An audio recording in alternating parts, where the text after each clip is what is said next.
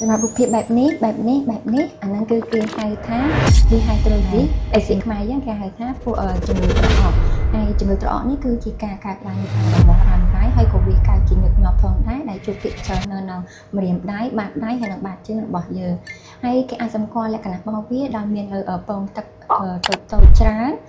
ចាប់ពី1ម៉ែត្រទៅ2ម៉ែត្រអីទេហើយបើសិនជាយើងចោះប្របែកនៅពងទឹកហ្នឹងគឺនៅក្នុងពងទឹកហ្នឹងគឺវាពោពេញទៅដោយសារធាតុរាវហើយបើសិនជា dehydrosis ជំងឺត្រអកនឹងវាបង្ករោគផ្សេងអីអាចមានដូចជាការឆ្លងនៅពួកបាក់តេរីមួយចំនួនដូចជាពួក Staphylococcus aureus ឬក៏ Streptococcus pyogenes អីគឺវាអាចធ្វើឲ្យមានជំងឺពួក Lampomycin ឬក៏ cellulitis បានទី2បើសិនជាវា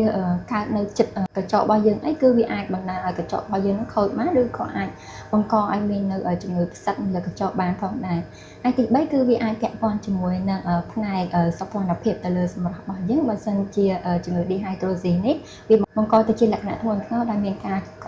បង្ករោគផ្សេងហ្នឹងដោយយើងអត់បានព្យាបាលវា